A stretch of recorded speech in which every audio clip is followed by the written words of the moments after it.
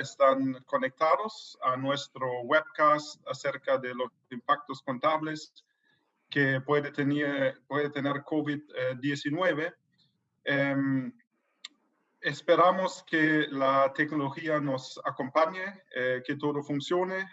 Estamos en tiempos bastante particulares, así que necesitamos medidas particulares, pero yo creo que con esta modalidad tenemos la forma de conectarnos con muchos de ustedes, que son nuestros clientes, y sin necesidad de vernos en persona o tener que hacer muchos llamados particularmente.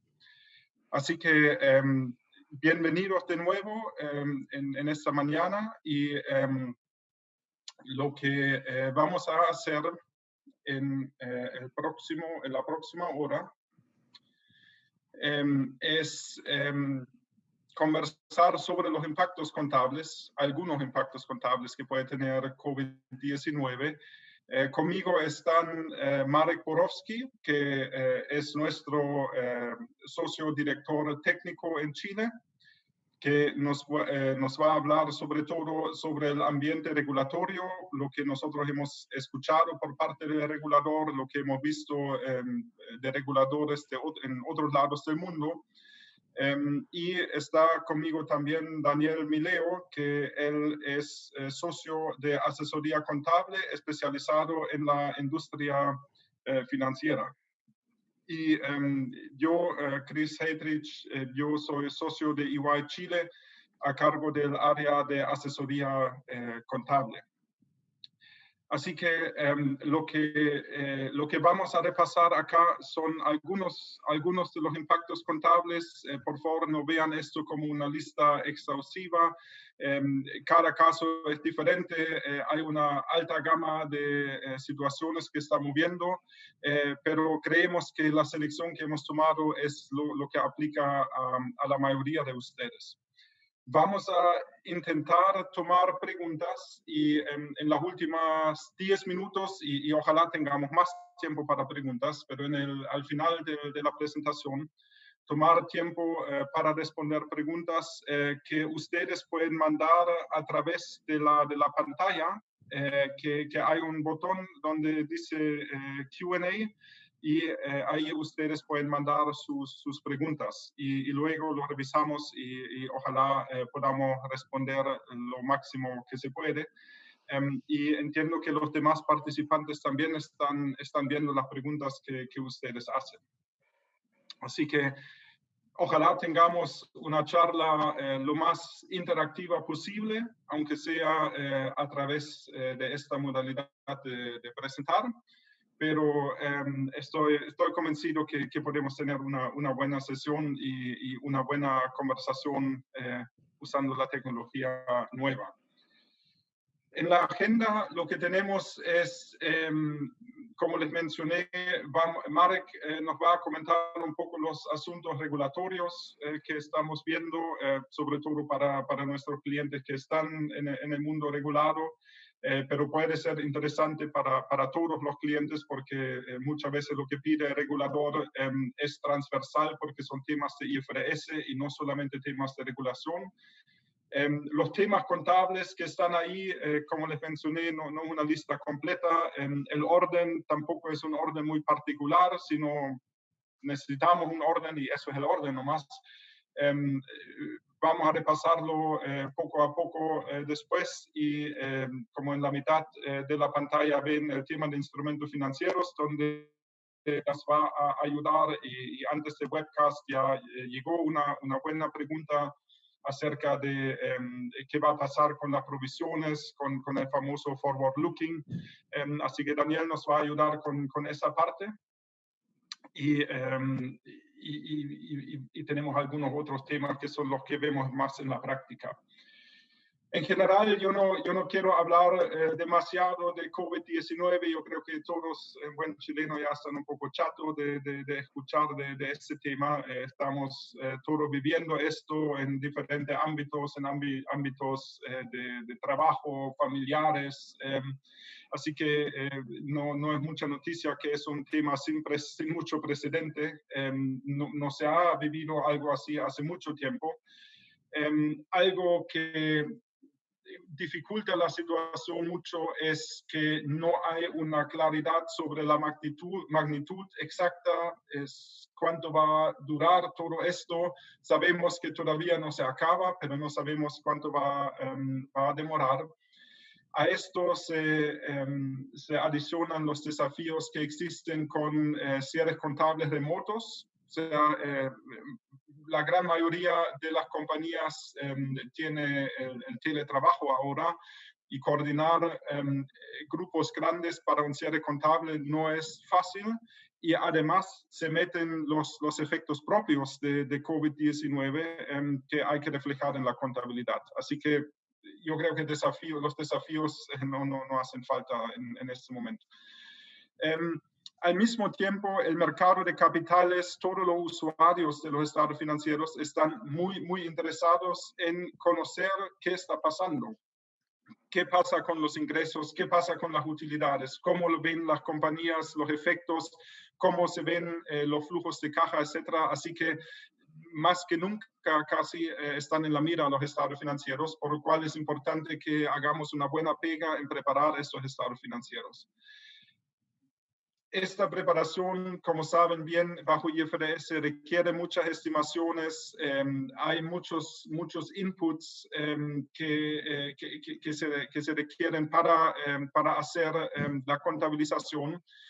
Y lo que se ha hecho históricamente en términos de inputs, muy probable va a necesitar un ajuste. O sea que está claro que es un evento bastante particular, lo cual muchas veces va a requerir que ajustemos las estimaciones que hemos usado en el pasado. Los reguladores y los usuarios quieren información clara, no quieren solamente algo que es muy nebuloso, sino quieren que la información que se revela en los estados financieros sea lo más exacto posible. Así que lo que vamos a ver en continuación, como dije, es una selección, cada caso es particular y si hay cosas más que sea de su interés, podemos ver si a través de los Q&As lo podemos responder, si no, nosotros estamos abiertos, nuestra tienda, digamos, está funcionando, tiene las puertas abiertas tal vez más a través de teléfono, Microsoft Teams y otras formas de comunicación, pero estamos disponibles para ayudarlos en las preguntas que tengan. Y con esto lo voy a pasar a Marek para que nos cuente un poco qué ha sido nuestro feedback de un punto de vista del ambiente regulatorio. Buenos días a todos. Efectivamente, estamos en una situación que creo que nadie en el mercado sabe cómo actuar porque es una situación única en varias generaciones. Esta crisis, como lo ve todo el mundo y ven también los reguladores, no ocurre por temas económicos, de ciclo económico normal, de algún shock de precios o de tema político. Esta crisis se origina por el tema médico y el tema médico resulta en tema económico. Y probablemente el tema médico con algo de suerte va a ser resuelto bastante rápido dentro del año, pero probablemente el tema económico va a seguir todavía más allá después que se resuelve el tema económico. La última vez que hubo una pandemia parecida a esto ocurrió con tema de influenza española en 1919-1920, que eran tiempos totalmente distintos. Y es difícil mirar a este tiempo para proyectar qué efectivamente va a pasar ahora con la economía y con el mundo. Toda esta situación generó necesidad de intervención de gobierno bastante importante y intervenciones de bancos centrales. Tenemos alta probabilidad de entrar en tasas de interés negativas en todo el mundo. En Europa esto ya ocurrió antes, después de la crisis del año 2012-2013. En Estados Unidos, Fed recién bajó tasas a prácticamente cero. Y si esta situación va a seguir progresando tal como progresa, eh, probablemente vamos a poder ver tasas negativas también en los Estados Unidos, que efectivamente distorsiona valorización de inversiones. Tenemos baja de precios de commodities que parece que es sostenible y todo esto lleva a necesidad de aumento de gasto social. Entiendo que hace una hora salió un indicador de nuevos pedidos de seguro de cesantía en los Estados Unidos, que entiendo que llevo de nuevo a 6 millones semanalmente, que es un dato desconocido en la historia recién. Todo esto más un aumento de dólar como moneda de refugio pone presión en economías de países que no tienen muchas reservas y tienen economías más debilitadas. Y esto genera duda sustancial sobre si pueden cumplir con sus obligaciones financieras. Y esto efectivamente afecta a varios países de nuestra región que están en situación peor que Chile en relación a sus reservas y su economía. Sin embargo, Chile también tiene un problema específico que es el tema de debate constitucional que empezó en la forma bastante violenta en octubre y tuvo un efecto fuerte económico adicional a lo que está ocurriendo en el mundo. Y todos sabemos que básicamente una vez cuando termine el tema de COVID-19 o se suavice el tema de COVID-19 en Chile, esto va a resultar en que va a volver el debate constitucional y el tema si va a ser violenta o menos violenta generará incertidumbre en evaluación económica de las empresas. ¿Cómo normalmente actúa el regulador antes de situaciones contables inseguras o preguntas? Lo que vimos en últimos 2, 3 años que el regulador es bastante activo en Chile en hacer preguntas directas a las compañías en relación a temas que le preocupan o que son de juicio. Entonces manda oficios, pide respuestas y dado que el regulador normalmente no tiene capacidad para evaluar, por ejemplo, impairment o juicios, conjunto con este oficio a las empresas van oficios a los auditores de las empresas, donde piden que el auditor se pronuncie específicamente sobre el tema de interés. Y el socio de auditoría, conjunto con el director técnico de la firma de auditoría, se pronuncia y firme este pronunciamiento sobre este tema específico. Esto espero que en cierto modo va a ocurrir ahora a marzo, salvo que obviamente en marzo no tenemos revisiones limitadas, entonces probablemente la interactuación va a ser probablemente solamente entre el regulador y la compañía. Vimos que que el regulador pide normalmente revelaciones adicionales, más allá revelaciones que son requeridas por IFRS, si cree que hay una situación que requiere que el mercado conozca más detalles sobre alguna situación. Y esto también puede ocurrir ahora.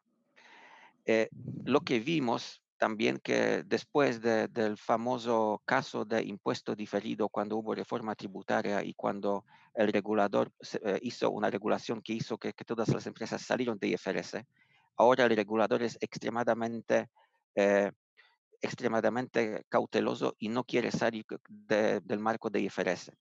Quiere siempre aplicar IFRS puro. Entonces es muy, muy, muy poco probable que para dar algún tipo de beneficio para las empresas diga, ustedes no hagan pruebas de deterioro o no hagan eh, análisis de indicadores de deterioro en fechas interinas, porque esto generaría básicamente salida del marco de IFRS y probablemente, en mi opinión, el regulador no va a querer esto.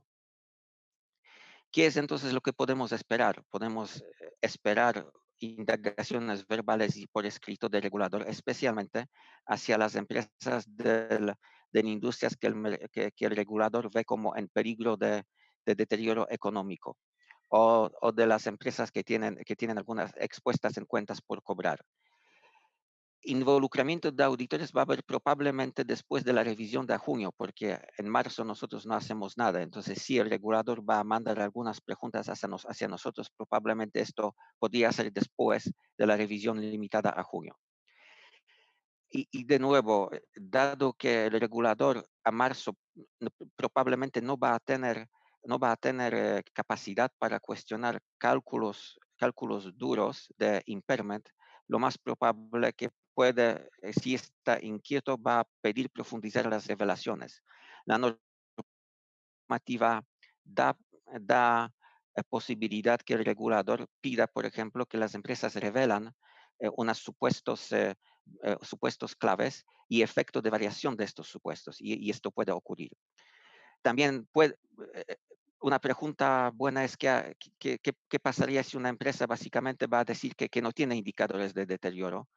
Porque este es un juicio, entonces uno puede decir es difícil cuestionar un juicio, uno puede creer una cosa y el regulador puede tener otra cosa, pero los dos pueden ser buenos.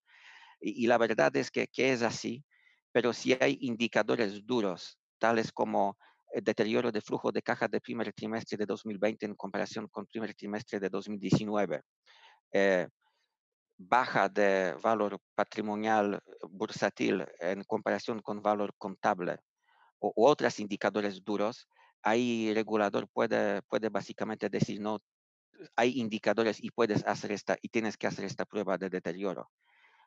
Ahora, cuando se lo hace y cuando va a salir el número, ahí en mi opinión es poco probable que el regulador va a cuestionar este número a marzo por lo menos. Esto sería de mi parte, Chris. Bueno, muchas gracias, Marek. Sí, o sea, efectivamente, los que están en el mundo regulado van a tener esa mirada adicional, y yo creo que por lo que hemos escuchado del regulador, por lo que es la expectativa basado en la experiencia del pasado, el regulador va a ver qué está pasando. Me imagino que la expectativa del regulador es ver cosas diferentes en los estados financieros a marzo, en términos de revelaciones, si no cambia absolutamente nada y se emiten los mismos estados financieros de siempre, sin ninguna revelación adicional, puede ser que eso llame la atención al regulador y tal vez mandan una carta preguntando cómo se concluyó que no hay que revelar nada adicional. Así que yo creo que vale la pena pensar en las revelaciones. Si ya seguimos con los temas más, digamos, de lo que toca en el día a día, partimos con los hechos posteriores porque, bueno, o sea, casi todos los clientes regulados de nosotros ya reportaron sus estados financieros de diciembre, sus estados financieros anuales. Por eso el tema de los hechos posteriores para estos estados financieros no es tan relevante, pero es relevante para los estados financieros a marzo.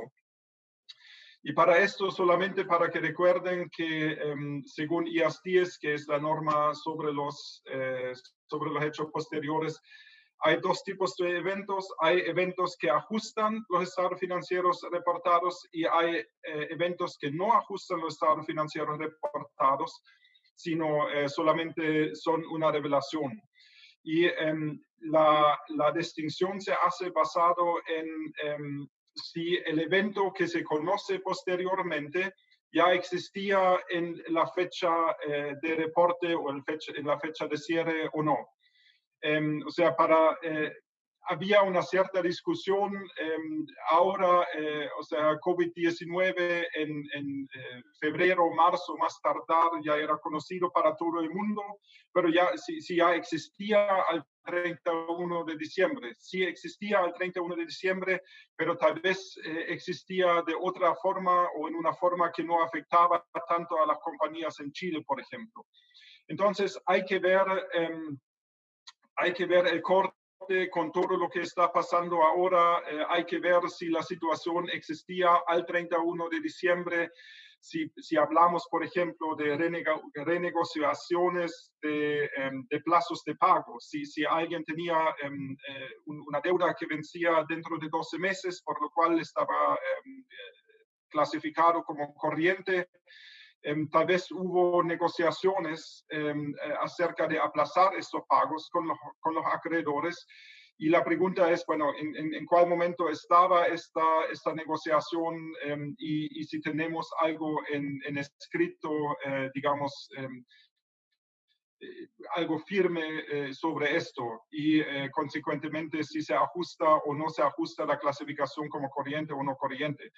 Como hecho posterior, también importante ver si desde el corte, o sea, desde el 31 de marzo, en el último caso, hubo incumplimiento con los acuerdos financieros de los covenants, y si hubo, es un evento que sí o sí hay que revelarlo, porque es un evento importante que necesitan conocer los usuarios de los estados financieros.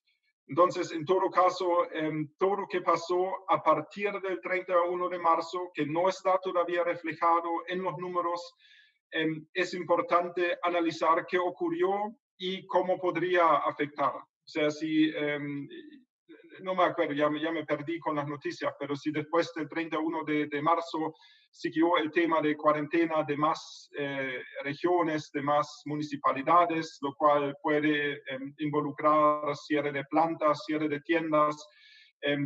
Eso claramente, si te cierran la tienda el 2 de abril, por decir algo, claramente es algo que no existía el 31 de marzo, pero que tiene efectos a los estados financieros, que ocurrió entre el corte y la publicación, y hay que revelar esto y hay que hacer la mejor estimación de qué va a pasar. Otro tema importante, y es un tema que normalmente, gracias a Dios, no es algo que frecuentemente vemos, es el tema de empresa en marcha. Y lamentablemente, todo lo que involucra tiene un impacto tan fuerte que pueden existir al final del día problemas de empresa en marcha. Y recuerdan que IAS 1 requiere que se evalúe frecuentemente si hay temas de empresa en marcha. Normalmente esta evaluación es relativamente simple porque se ve que hay capital de trabajo que no tenga problema, que hay acceso a líneas, que normalmente esto pasa relativamente rutinario, pero en la situación como está ahora, puede requerirse mucho más análisis, porque puede ser que va a haber ausencia de ingreso, lo cual significa que no hay caja para pagar deuda de corto plazo. Puede ser que pensamos que no vamos a estar en condiciones de cobrar nuestras cuentas por cobrar. O sea, si arrendamos inmuebles y sabemos que nuestros locatarios van a tener problemas en pagarnos a tiempo, ¿cómo se evalúa esto? Hay suficiente acceso a caja para sobrevivir. ¿Cuánto tiempo se sobrevive? Asumiendo que tenemos tal vez 2, 3, 4 meses sin venta, tenemos costo fijo. La respuesta es esto y qué significa para la compañía. Así que hay que ver qué se está viendo a nivel de directorio, qué escenario, digamos, calculando acerca de quema de caja y de suficiencia de flujo de caja. Así que un tema muy importante para analizar. Y en caso que se revelen asuntos de empresa en marcha, importante revelar en los estados financieros supuestos. Ahora, lo que está al final de la lámina, muy importante, que si tenemos la situación de COVID-19, si tenemos la situación de todas las acciones que están tomando los gobiernos en diferentes partes del mundo, en Chile o en los países donde chilenas operan, esto no necesariamente significa que como caso estándar todas las compañías tienen un problema de empresa en marcha.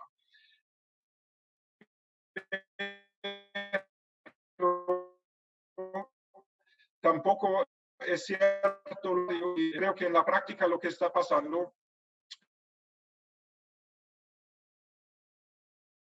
hay discusiones de qué está pasando en esta situación. Así que importante que revisemos esto. Me están diciendo que se está cortando. ¿Está mejor ahora?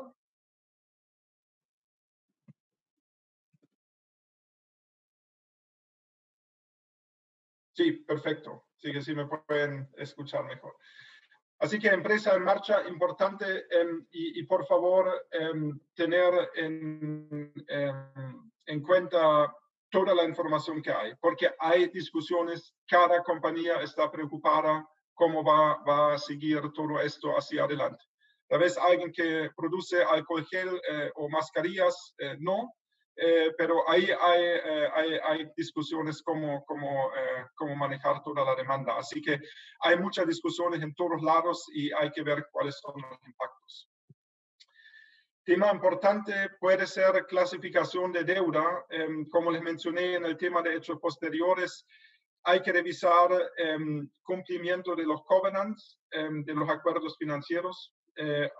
Si alguien tiene un problema y tiene incumplimiento de covenant, normalmente esto requiere que la deuda se clasifique como deuda corriente, porque el covenant dice que si está en incumplimiento, el acreedor puede pedir el pago enseguida. Y esta deuda se clasifica como corriente, salvo que la compañía tenga el derecho incondicional de diferir el pago más allá de 12 meses. Y si cayó en incumplimiento con el covenant, normalmente tiene este derecho solamente si tenemos una confirmación en escrito del acreedor que dice que no va a exigir el pago. Así que es importante este tema, que revisen si están en cumplimiento con todos sus covenants. Esto también aplica al lado de los activos. Si tienen una cuenta por cobrar con un cliente grande y este cliente grande está pidiendo más plazos de pago porque puede tener una situación muy particular y se llega a un acuerdo de pago, importante que esto se refleje en los estados financieros, porque si el acuerdo dice que hay cuotas que se pagan más allá de 12 meses, esas cuotas caigan dentro de activos no corrientes en este caso. Así que importante tener en cuenta esto y muchas veces el tema de verificar de cumplimiento de covenants es algo que se ve casi rutinariamente, que nadie espera que haya problema, pero en este caso sí pueden haber problemas. Así que les invito a hacer esto.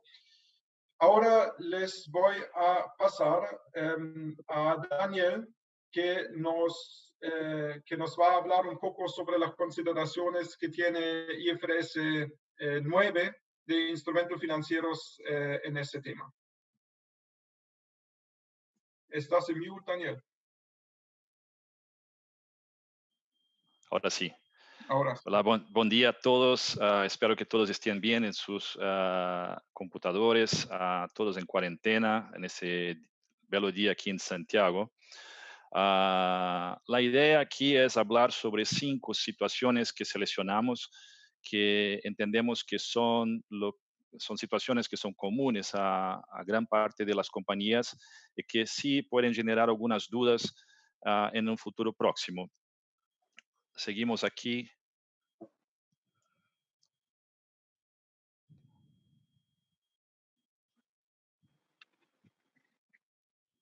Con el próximo slide.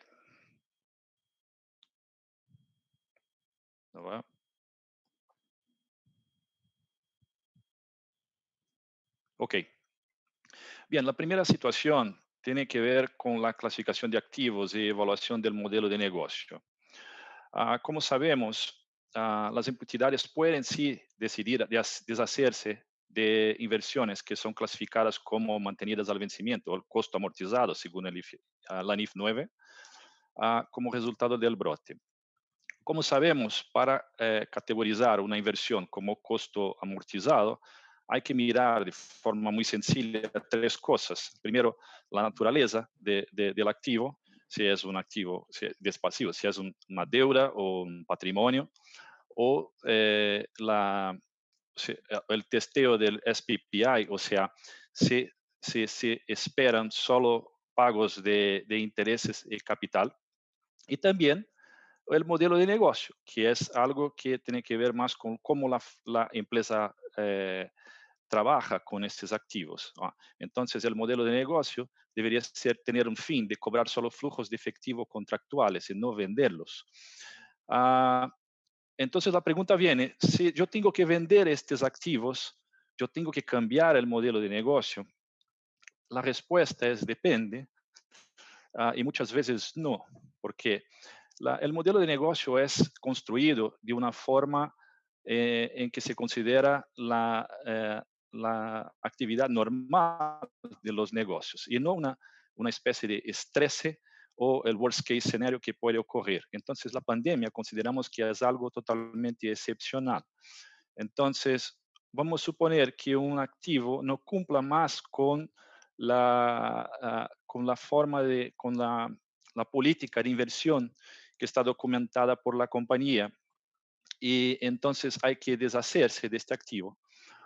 Otra forma también que puede ocurrir es la que la empresa necesite de liquidez de forma temporaria y eso también la venda no hace con que deba cambiar el modelo de negocio. Lo que el cambio en el modelo de negocio tiene que ver mucho más con el cambio de la actividad de la compañía, o sea, si la compañía adquiere una otra operación o se cambia realmente la forma como gestiona sus negocios, ¿ok? Vamos para el próximo punto. No sé por qué está demorando ahí. Ok. La próxima situación que hemos seleccionado tiene que ver con la modificación de contratos. Es muy posible que entidades necesiten modificar contratos, principalmente de deuda existentes. O sea, retrasando cuotas, etc. Entonces, en estos casos, lo que la norma dice es que hay que identificar si hay una extinción, una modificación substancial o si la modificación no es substancial. Para eso hay dos análisis que hay que hacer. La primera es cuantitativa, que tiene que ver con comparar los flujos de la deuda hacia adelante, traídas al valor presente por la tasa original de la deuda actual y también de la deuda nueva, o sea, con las nuevas condiciones. Si el cambio representa más de 10% en el valor presente, sí hay una modificación substancial. Y ahí la norma pide que hay que dar de baja a la deuda antigua y registrar la deuda nueva. Si no hay una modificación substancial, hay que mantener la tasa efectiva en el futuro y hacerse un ajuste a los resultados hoy para reflejar el nuevo flujo de efectivo futuro. Ok, el próximo tema que tenemos. Bueno, perdón, Daniel, el Sí. tema de la modificación puede ser importante, o sea, claramente para los bancos que están ofreciendo ahora todo tipo de cambio de modalidades de pago. Pero, o sea, esto es por el lado de los activos y por el lado de los pasivos también puede ser porque las compañías que adeudan plata a acuerdos de pago y que las cuotas se pagan después, que se pagan de otra forma, que no se pagan para nada. Y todo esto hay que analizarlo para ver qué pasa, porque a lo mejor hay efectos en el resultado inmediatamente. Si se logra, digamos, negociar que cuotas no se pagan, o dependiendo de cómo son, digamos, la importancia, se difiere este efecto sobre el resto de la duración de la deuda. Así que esto es algo muy aplicable ahora, sobre todo con todas las ofertas que existen sobre cambio de modalidad de pago. Sí, muchas gracias, Chris. Ok, seguimos con el próximo tema que vimos como importante, que tiene que ver con la contabilidad de coberturas. Y algunos pueden preguntar, pero ¿cuál efecto podría tener en la contabilidad de coberturas? Hay algunas estructuras de coberturas que prevén una emisión, algo esperado, como una compra de venta de bienes o la emisión de deuda esperada. Y por alguna razón, ahora principalmente con la nueva situación que vivimos, esas transacciones pueden no más ser pronosticadas como altamente probables. Y ahí hay que hacer un análisis y es de mucho juicio, yo creo, que una entidad tiene que determinar si la transacción puede o no ocurrir en el futuro y se deja de ser altamente probable. Si la entidad continúa creyendo que la transacción debe ocurrir, pero no es más altamente probable, la entidad debe descontinuar la contabilidad de cobertura de forma prospectiva, o sea, mantener las ganancias y pérdidas que fueron registrados en resultados integrales hasta ahora y de forma prospectiva, ahora hacia adelante, registrarlas en el resultado. Pero si la entidad cree que la transacción no debe más ocurrir, o sea, no se espera más que se ocurra, ahí sí se debe descontinuar de forma prospectiva y además reclasificar las ganancias y pérdidas que estaban en el patrimonio para el resultado.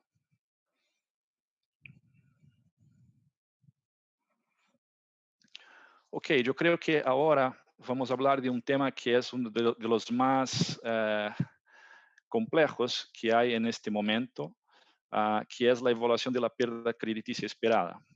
Eso para compañías de forma general, bancos sobre todo, se genera ahora una gran incertidumbre de lo que va a pasar en el futuro, como Chris y Marek estaban hablando al inicio, no se sabe por cuánto tiempo eso va a pasar, no se sabe exactamente cuál es el efecto económico en las compañías, esto va a existir. Entonces, el ejercicio de evaluar pérdida crediticia esperada, o sea, hacia el futuro, se torna un ejercicio de los más difíciles posibles. Entonces, lo que vamos a hacer aquí es dar como 6 consideraciones a hacer ahora para la contabilidad y para gestionar las cuentas por recibir, que pensamos que son importantes. La primera tiene que ver con segmentar. O sea, los riesgos que los créditos tenían hasta ahora no son los mismos que van tener de ahora hacia adelante. O sea, estamos viendo algunos sectores de la economía que están más afectados que otros. Como Chris acaba de decir, tal vez una compañía que produzca alcohol gel y mascarillas no debe estar sufriendo tanto, pero las compañías de turismo posiblemente están siendo más afectadas. Entonces, la primera consideración a tener es segmentar las carteras de acuerdo con riesgos semejantes. Eso va a propiciar una mejor medición del riesgo y poder observar mejor el comportamiento de estos créditos de ahora. La segunda consideración que tenemos es para los créditos que tienen evaluación individual. Normalmente, en evaluación individual se demora más para observar un deterioro o un deterioro en la posición del cliente. Entonces, una consideración que todos deben hacer es tal vez ponerlos en un análisis de forma colectiva a fin de tener una mejor medición del deterioro. Okay.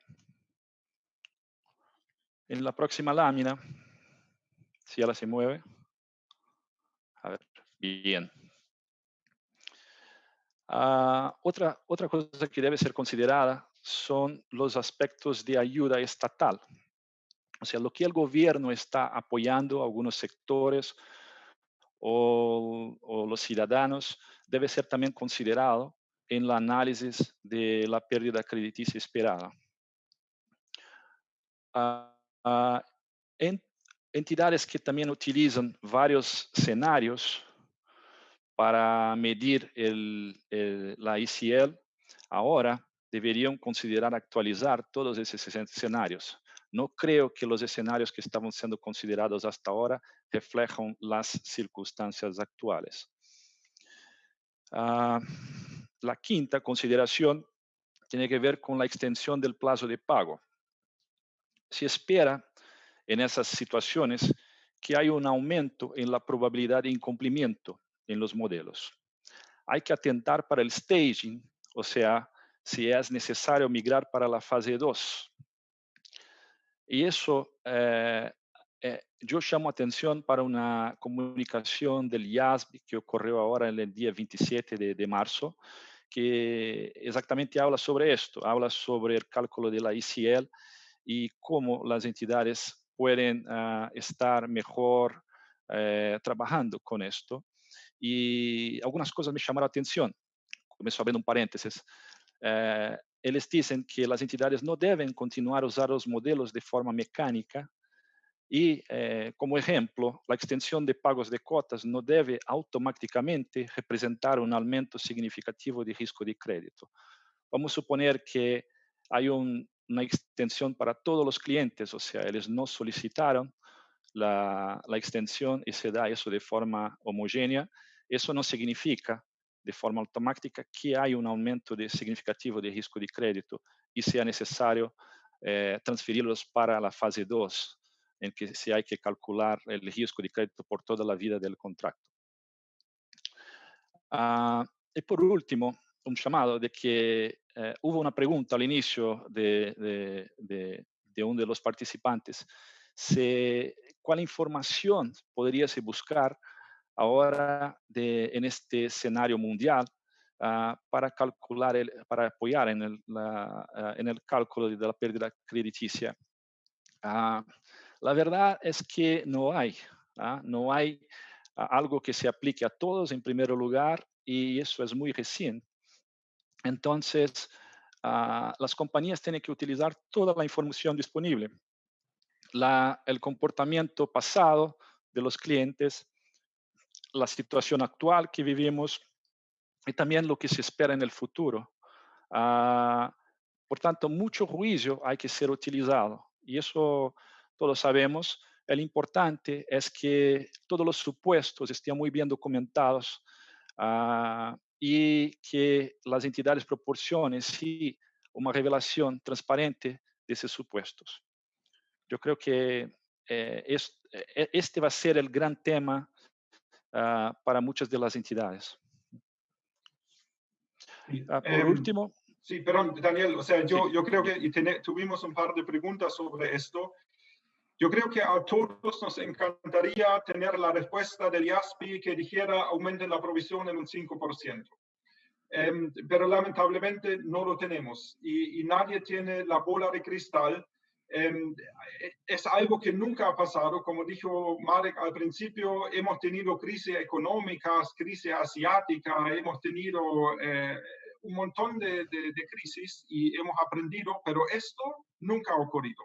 O sea, al menos en los últimos 100 años con un sector financiero tan masivo y grande, etc. Así que lo importante acá es seguir usando el mismo modelo, muy raro, porque algo pasó entre medio.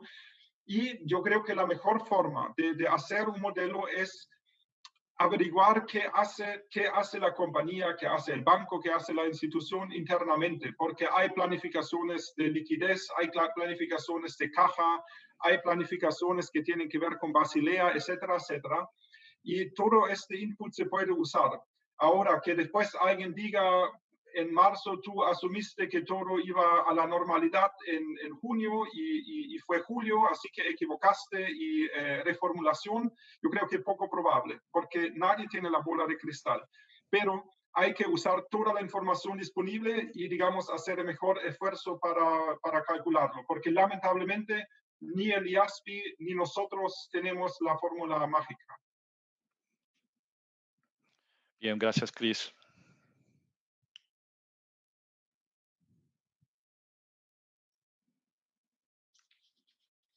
Aquí me gustaría mover el slide.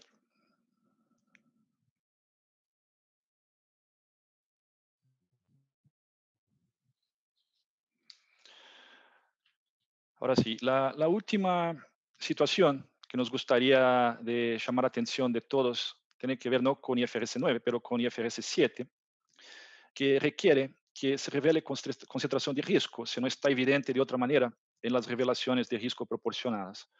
Lo que tiene que ver que esto, hay algunos sectores que, como comentamos, que sí están sufriendo más que los otros. Entonces, es muy importante que las entidades identifiquen esas concentraciones de riesgo en actividades o áreas o industrias afectadas por el brote y sí revelen la concentración de riesgo que hay en sus recibibles.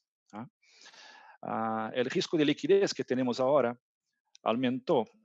Por lo tanto, se espera que esas revelaciones que requiere IFRS 7 estén muy claras en los estados financieros. Okay. Bien, yo agradezco, vuelvo ahora a Chris para que continúe con la presentación.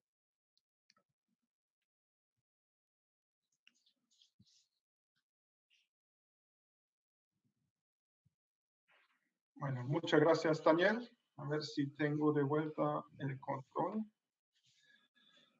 Y, bueno, acá, por si acaso, yo tengo acá una indicación del número de participantes y cuando terminé mi frase de decir que no tenemos la fórmula mágica, el número de participantes bajó en 25. De todos los bancos se desconectaron, lo siento. O sea, lamentablemente no hay esta fórmula, sino es algo de conversarlo, de ver con qué estamos cómodos nosotros, con qué están cómodos ustedes. Bueno, siguiendo, estamos muy contra el tiempo. Tenemos algunas muy buenas preguntas. Yo creo que vamos a intentar en los temas que faltan responder algunos. Hay preguntas sobre qué pasa con depreciación de activo fijo. En general, aunque el activo fijo no esté en uso, se tiene que seguir depreciando. Pueden haber vida útiles más largos por el no uso, pero en general se sigue depreciando. ¿Qué vemos en la industria salmonera, en la industria agrícola? Muy difícil. O sea, todo lo que tiene que ver con esas valorizaciones de los activos biológicos, como tiene tanto input, vale un poco lo mismo que mencioné para IFRS 9. Las compañías mejor conocen su negocio, tienen las mejores inputs, las mejores información y tenemos que ver con qué podemos estar cómodos todos. Bueno, yo voy a seguir ahora con el tema de deterioro, porque también nos llegó una pregunta que preguntaba que si el COVID-19 por sí ya es un indicador de deterioro. Y pensamos que no es así. O sea, recuerden que tanto IAS 36 como IAS 34, que aplica para los estados financieros interinos, requiere que se hagan pruebas de deterioro siempre y cuando haya indicadores. Entonces, el próximo paso es definir si todo con COVID-19, las regulaciones gubernamentales que conlleva esto, si esto da automáticamente un indicador de deterioro. Yo creo que no es automáticamente un indicador de deterioro, tampoco como es un asunto que todas las empresas ahora tienen un problema de empresa en marcha. Pero hay que ver la realidad de cada compañía.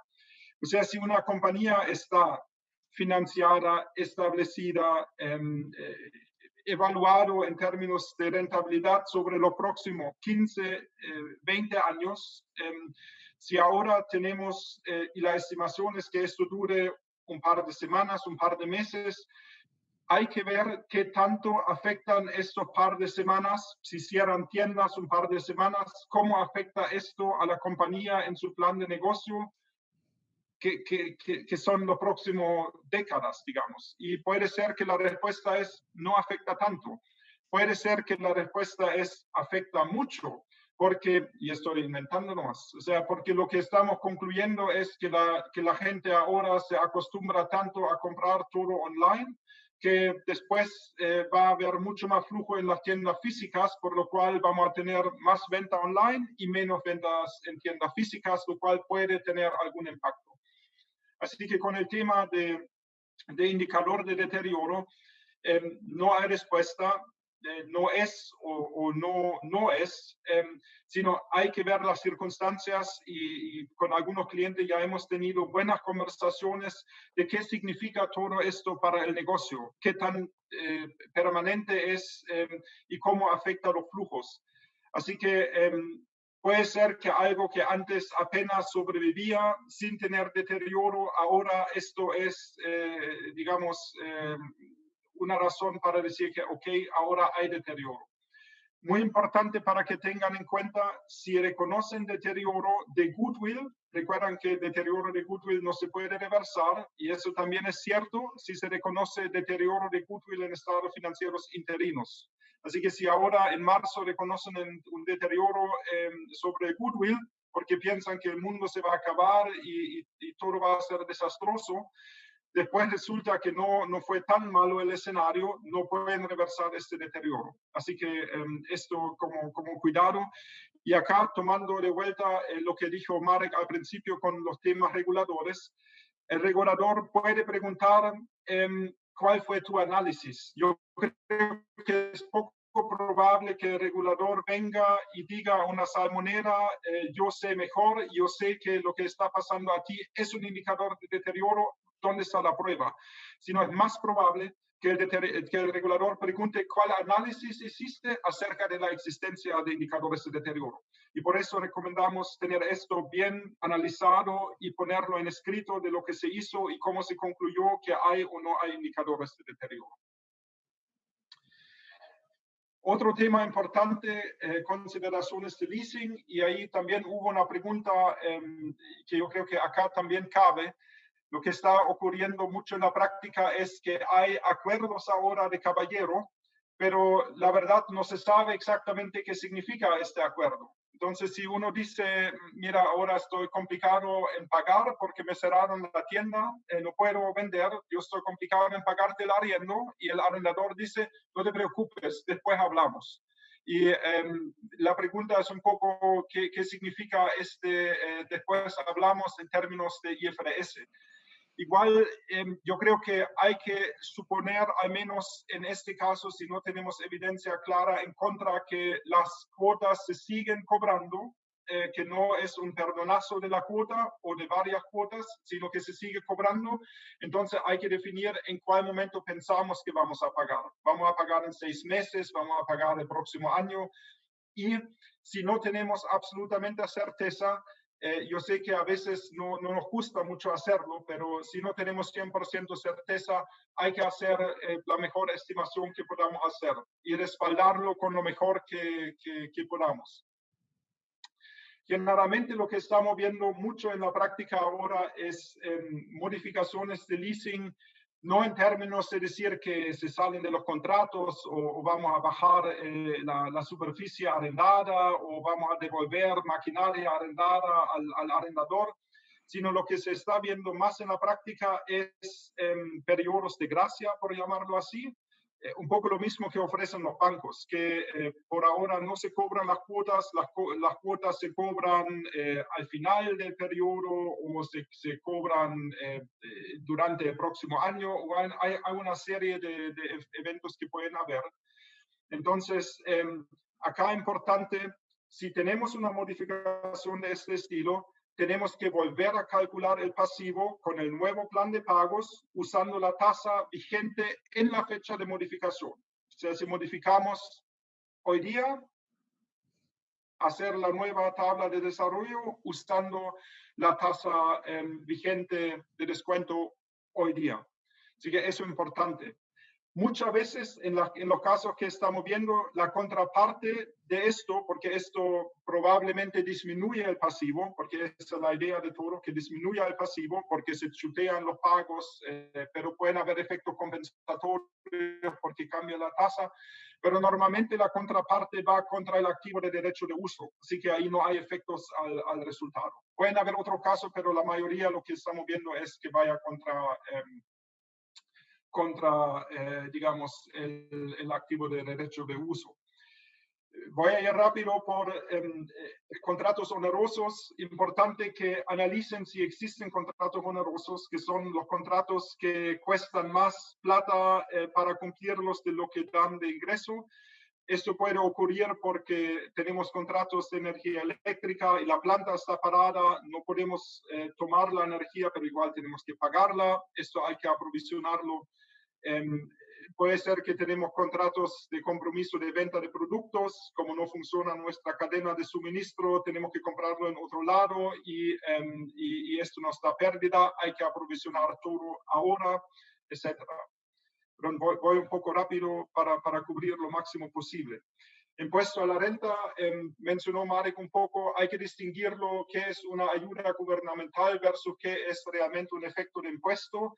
Acá en Chile no estamos viendo tantas ayudas gubernamentales directas, o sea que el gobierno mande un tremendo cheque para sustentar la operación de una empresa, no lo vemos tanto, pero si existe, igual hay que ver si esto en realidad es un tema de impuestos de IAS 12 o de IAS 20 subsidios gubernamentales.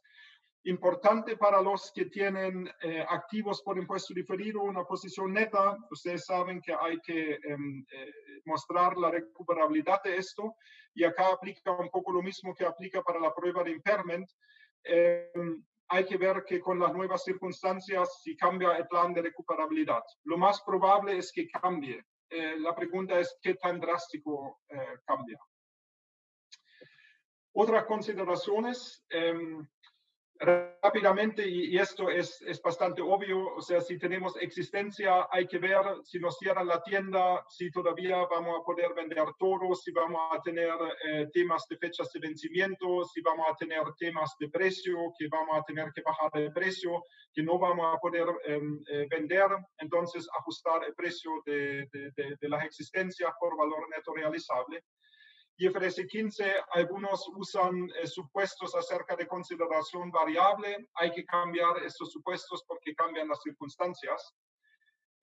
Acá hubo una pregunta sobre la provisión de IAS, si llegamos a la conclusión de tener que desvincular personal. Esto se realiza una provisión una vez cuando la decisión esté tomada y que haya suficiente certeza que va a pasar.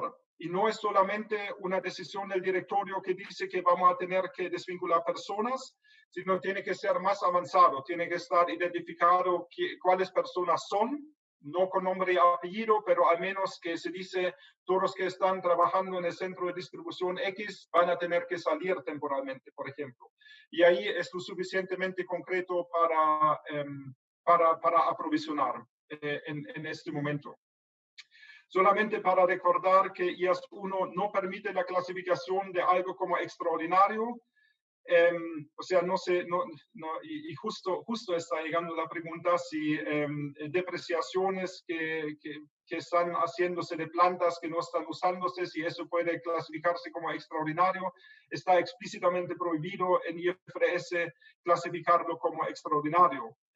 A lo mejor, y este es el próximo punto, si hay eventos muy importantes, se pueden abrir líneas separadas donde se reflejan ciertos eventos. Y esto a lo mejor, dependiendo de las circunstancias, tenemos que verlo, puede ser algo que se puede hacer.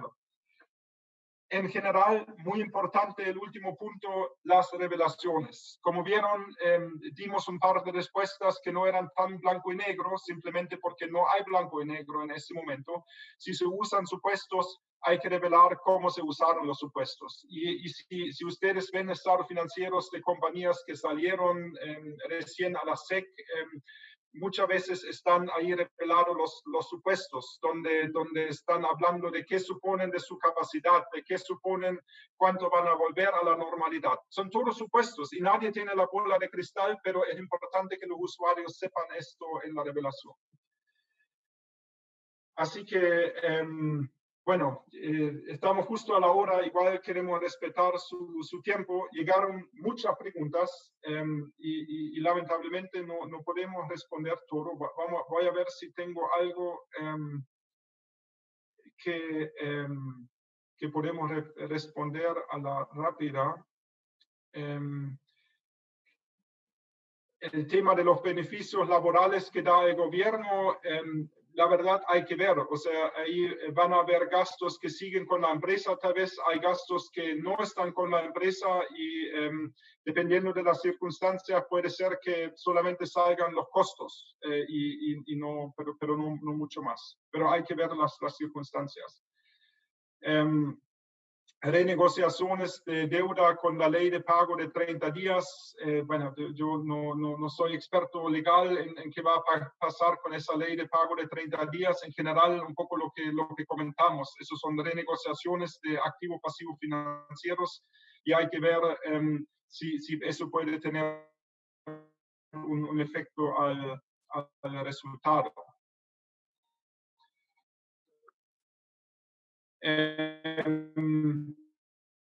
Deterioro de concesiones y eso, y ahí se puede reversar el deterioro si las circunstancias cambian.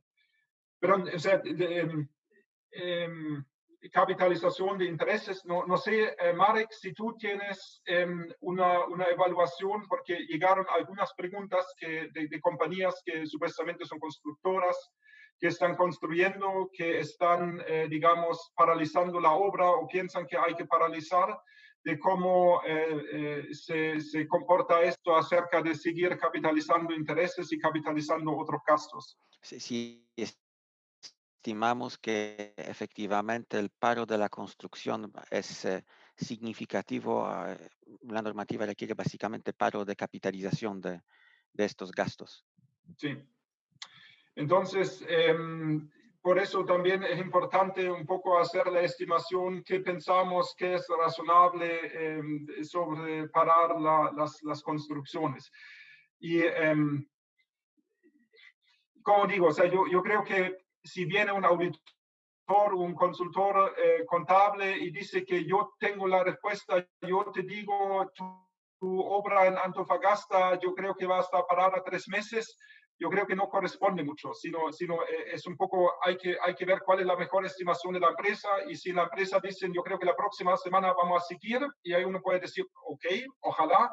¿En qué basas esto? Y ahí se conversan las razones que se tienen y si son suficientes o no suficientes. Bueno, o sea, siento mucho y tuvimos muchos buenos comentarios también de muchos viejos conocidos que me alegra mucho que se están viendo acá en este formato virtualmente. Ojalá nos veamos todos muy pronto otra vez en persona. Siento que tuvimos que correr un poco al final. Yo voy a también, pregunta frecuente fue si podemos mandar los slides. Tengo que verlo si podemos hacerlo por un tema de política. En teoría no tengo problema, pero tengo que ver si por política antes. Agradezco mucho a toda la parte que vamos a conversar su pregunta. acá están nuestros contactos, pero voy a regresar y como ven en estas fotos, todos teníamos el pelo cortado. Otro tema que ahora no hay donde cortarse el pelo, así que lo siento. Pero acá estamos disponibles para las preguntas que tengan. Así que les agradezco mucho su tiempo. Gracias por la participación y pido disculpas a todos los que hicieron preguntas que no pudimos responder. Muchas gracias a todos y que tengan buen día. Gracias, muchas gracias.